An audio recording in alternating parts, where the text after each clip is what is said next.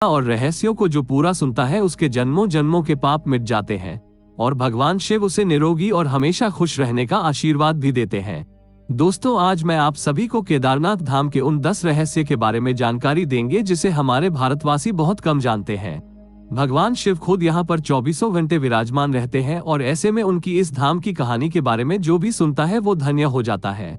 इसीलिए दोस्तों, इस वीडियो को पूरा जरूर देखेंगे और कमेंट बॉक्स में हर हर महादेव जरूर लिख देंगे। तो चलिए इस वीडियो को शुरू कर लेते हैं। पहला रहस्य, केदारनाथ धाम का रहस्यमय निर्माण। केदारनाथ मंदिर का निर्माण बड़ी बड़ी पत्थरों, चट्टानों, शिलाखंडों से किया गया है। इन शिलाखंडों को आपस में जोड़ने के लिए इंटरलॉकिंग तकनीक को अपनाया गया है, जिसमें कहीं भी सीमेंट इत्यादि का प्रयोग नहीं किया गया है। अब इसमें सबसे बड़ा रोचक तथ्य और ऐसे ही है जो केदारनाथ धाम से समुद्र तल से 22,000 फीट की ऊंचाई पर स्थित है। इतनी अधिक ऊंचाई पर इतनी विशाल शिलाखंड को पहुंचाना और फिर उन्हें एक के ऊपर एक रखकर इंटरलॉकिंग करना किसी मानव के लिए सक्षम नहीं दिखता। आज तक इस रहस्य का खुलासा नहीं हो पाया कि आखिर इतनी भारी पत्थर को इतनी ऊंचाई पर लाकर व तराश कर कैसे मंदिर की शक्ल दी गई होगी, खासकर ये विशालकाय छत कैसे खंभों पर रखी गई होगी। दूसरा रहस्य है केदारनाथ धाम की भौगोलिक स्थिति। केदारनाथ धाम में एक तरफ करीबन 22,000 फुट केदार, दूसरी तरफ 21,600 फुट ऊंचा खर्च कुंड और तीसरी तरफ 22,700 फुट ऊंचा भरत कुंड का पहाड़ न सिर्फ 3 पहाड़ बल्कि 5 नदियों का संगम भी है। यहाँ मंदाकिनी, मधु, गंगा, क्षीर गंगा, सरस्वती और स्वर्ण गौरी है। इन नदियों में अलकनंदा की सहायक मंदाकिनी आज भी मौजूद है। इसी के किनारे है केदारेश्वर धाम। यहाँ सर्दियों में भारी बर्फ और बारिश में जबरदस्त पानी रहता है। केदार घाटी में दोनों तरफ है नर और नारायण। विष्णु की 24 अवतार में एक नर और नारायण ऋषि की यहाँ तपोभूमि है।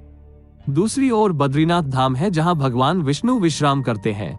तीसरा, केदार में शिवलिंग की स्थापना कैसे और क्यों हुई। जब महाभारत युद्ध के बाद पांडवों पर अपने भाइयों और सगे संबंधियों की हत्या का दोष लगा था, तब भगवान श्री कृष्ण ने उन्हें भगवान शिव से क्षमा मांगने का सुझाव दिया था, लेकिन शिव जी पांडवों को क्षमा नहीं करना चाहते थे।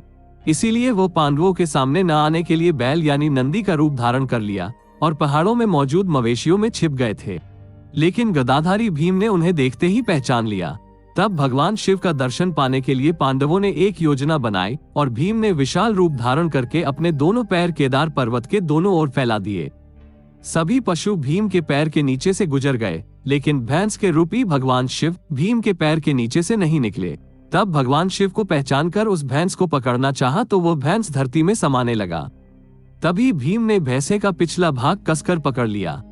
भगवान शिव पांडवों की भक्ति से प्रसन्न होकर उन्हें दर्शन देकर पाप मुक्त कर दिया।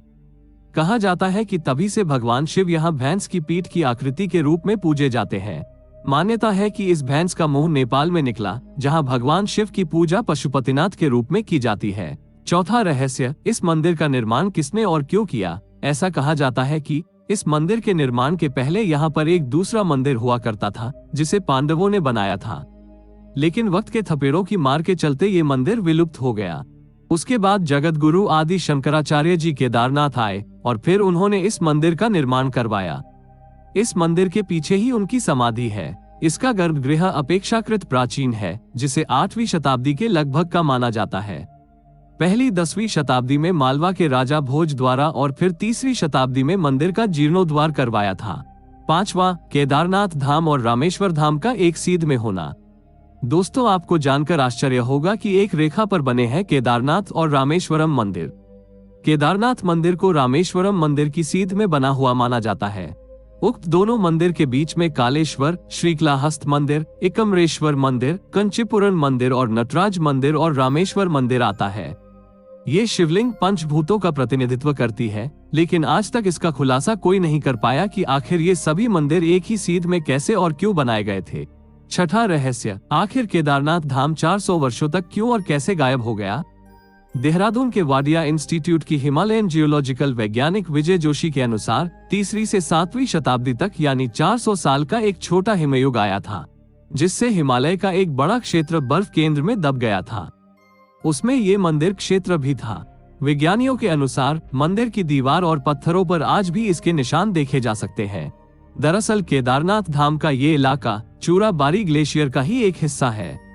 वैज्ञानिकों का मानना है कि ग्लेशियरों के लगातार पिघलते रहने व चट्टानों के खिसकते रहने से आगे भी इस तरह का जल प्रलय या प्राकृतिक आपदाएं जारी रहेंगी। 7वां, केदारनाथ धाम का रहस्यमयी दीपक। दोस्तों, केदारनाथ धाम के साथ साथ यहाँ मौजूद दीपक बहुत रहस्यमयी है। आपको जानकर आश्चर्य होगा कि ये दीपक 6 महीने तक नहीं बुझता। दीपावली महापर्व के दूसरे दिन शीत ऋतु में मंदिर के द्वार बंद कर दिए जाते हैं, लेकिन 6 महीने तक मंदिर के अंदर दीपक जलता रहता है। पुरोहित सम्मान के साथ पट बंद करके भगवान के विग्रह एवं दंडी को 6 महीने तक पहाड़ के नीचे ऊखीमठ में ले जाते हैं। 6 माह के बाद मई में केदारनाथ के कपाट खुलते हैं, तब उत्तराखंड की यात्रा प्रारंभ होती है। 6 माह तक मंदिर और उसके आसपास कोई नहीं रहता, लेकिन आश्चर्य की बात यह है कि 6 माह तक दीपक भी जलता रहता है और निरंतर पूजा भी होती रहती है। कपाट खुलने के बाद ये भी आश्चर्य का विषय है कि वैसी की वैसी सफाई भी यहाँ मिलती है जैसे कि मंदिर को बंद करते वक्त छोड़ा गया था। 8वां रहस्य, आखिर क्यों और कैसे लुप्त हो जाएगा केदारनाथ धाम। पुराणों की भविष्यवाणी के अनुसार इस समूचे क्षेत्र के तीर्थ विलुप्त हो जाएंगे। माना जाता है कि जिस दिन नर और नारायण पर्वत आपस में मिल जाएंगे, बद्रीनाथ और केदारनाथ का मार्ग पूरी तरह से बंद हो जाएगा और तब भक्त बद्रीनाथ और केदारनाथ के दर्शन नहीं कर पाएंगे। पुराणों के अनुसार वर्तमान बद्रीनाथ धाम और केदारेश्वर धाम लुप्त हो जाएंगे और वर्षों बाद भविष्य में भविष्य बद्री और भविष्य की धार नाम की नई तीर्थ का उद्गम होगा।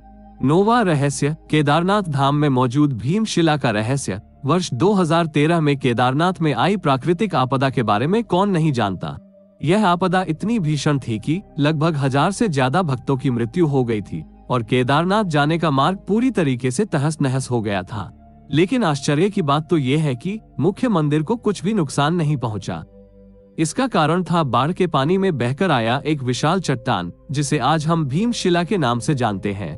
2013 में जब बाढ़ का पानी तीव्र गति के साथ केदारनाथ धाम मंदिर की तरफ बह रहा था, तब उस पानी के साथ साथ एक विशालकाय चट्टान भी मंदिर की तरफ बहती हुई आई और ठीक मंदिर के पीछे आकर रुक गया। बाढ़ का पानी उस चट्टान से टकराकर 2 भागों में बंट गया और मंदिर के दोनों ओर से निकल गया। इस कारण मंदिर को कुछ भी नुकसान नहीं हुआ था। ये एक चमत्कार था जिसे संपूर्ण विश्व ने देखा था। 10वां रहस्य, केदारनाथ धाम का रहस्यमयी साधु और एक भक्त की सच्ची घटना। दोस्तों, आज से कई सालों पहले एक आदमी केदारनाथ धाम में भगवान शिव के दर्शन करने आया। वो जिस वक्त आया उस वक्त केदारनाथ धाम के कपाट बंद होने वाले थे। उसने पुजारी से भोलेनाथ के दर्शन करने की इच्छा जाहिर की, परंतु पंडितों ने ये बोलकर उसे मना कर दिया कि केदारनाथ धाम अब 6 महीने के लिए बंद कर दिया गया है। ये सुनते ही वो भक्त बहुत दुखी हो गया, परंतु उसने अपने मन में ये संकल्प लिया कि जब तक वो केदारनाथ धाम के दर्शन नहीं करेगा वो यहाँ से हिलेगा तक नहीं। वो भूखे प्यासे बर्फ के ऊपर बैठा रहा। रात हुई और थोड़ी देर के बाद एक साधु उसके पास आया और उसने कुछ खाने के लिए उस भक्त को दिया और फिर उस साधु ने उसके सर पर हाथ फेरा। ये करते ही उस भक्त को नींद आ गई। वो भक्त जैसे ही उठा तो देखा कि कुछ पंडित केदारनाथ मंदिर का दरवाजा खोल रहे हैं। ये देखकर वो मंदिर की तरफ भागा और पंडित से जाकर बोला कि आपने तो बोला था कि अब मंदिर के कपाट ठीक 6 महीने बाद खुलेंगे, लेकिन आपने तो एक ही दिन में इसे दोबारा खोल दिया। ये बात सुनते ही उस पंडित के होश उड़ गए। उस पंडित ने उस भक्त को गौर से देखा और कहा, तुम तो वही भक्त हो ना जो 6 महीने पहले आए थे और दर्शन करना चाहते थे। उस भक्त ने बोला कि हाँ, मैं वही हूँ, पर आपने तो कल ही मंदिर के दरवाजे बंद किए थे, लेकिन 6 महीने के बाद आप क्यों बोल रहे हैं। पंडित ने पूछा कि मंदिर के दरवाजे बंद होने के बाद तुम्हारे साथ क्या हुआ था, पहले तुम ये बताओ। उस भक्त ने जैसे ही उस साधु की बात कही कि एक अघोरी बाबा आए और मुझे खाने के फल दिया और मेरे सिर पे हाथ फेरा और मुझे नींद आ गई, और मैं जब जागा तो देख रहे हैं कि आप मंदिर का दरवाजा खोल रहे हैं। पंडित ये बात सुनते ही उस भक्त के चरणों पे गिर पड़ा और कहा कि आप जैसे शिव भक्त को मैं समझ नहीं पाया। भगवान भोलेनाथ ने समय चक्र को पल भर में आपके लिए 6 महीने आगे कर दिया ताकि आपको तकलीफ ना हो।